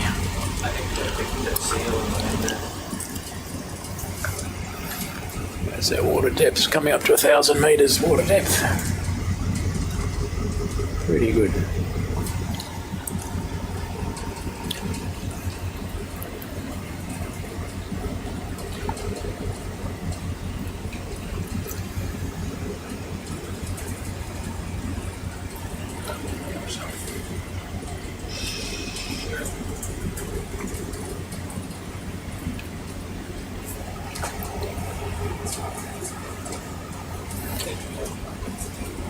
Yeah, that'd be perfect for every other thing in there. And I just start coming up with a little bit.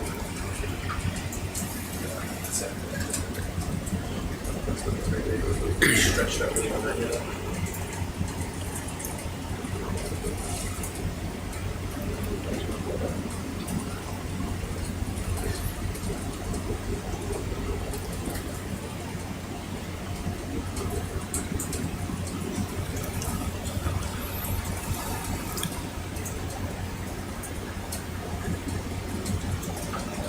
Yeah.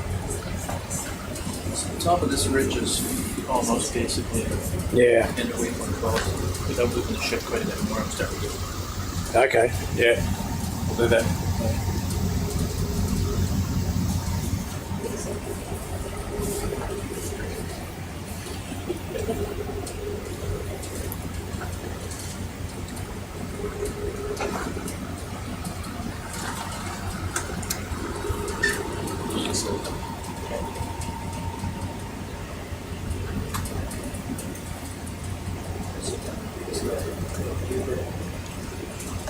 And a couple of sea cucumber holothurians just ahead of us. In fact, there's probably 3 in view right now. 4, in fact. Yeah. Just updated your position.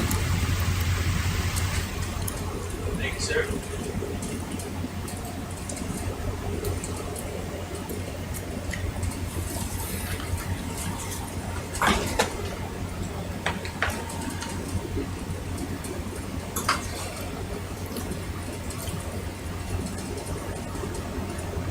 Kind of reached the end of our. At the end of your tether? Moving him quite a bit away. Yeah, okay. Got a huge sail in behind us. Right, okay. We're just Short leash.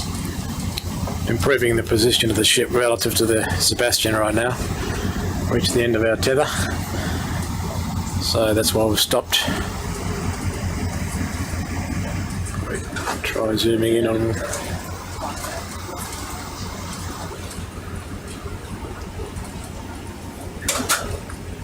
Get up a little bit up there. Okay. Thanks, Adam.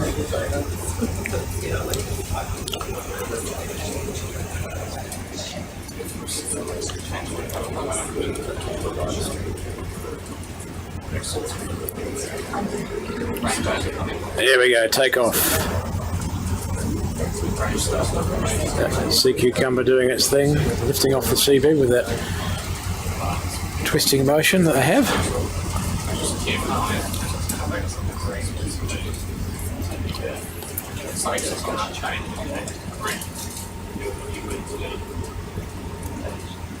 I'm ready to call it when you guys are. Yeah, we're ready. Okay, well, I think we'll call that for the end of our dive. Thanks, gentlemen. Marvellous. Okay, we're just going to ascend now from the seabed at 1,000 metres, almost exactly, which is great. We've really achieved our objective this morning of running that profile along the edge of the canyon wall. Really successful dive from 1,400 metres, seeing that rocky outcrop up those steep valleys to where we are now. So join us in about an hour and a half, I think, perhaps a bit longer, while we recover SuBastian, get it on deck, and we'll relocate to another canyon site, and we'll come back online then for a dive 387. Thank you all, and tuning out for now.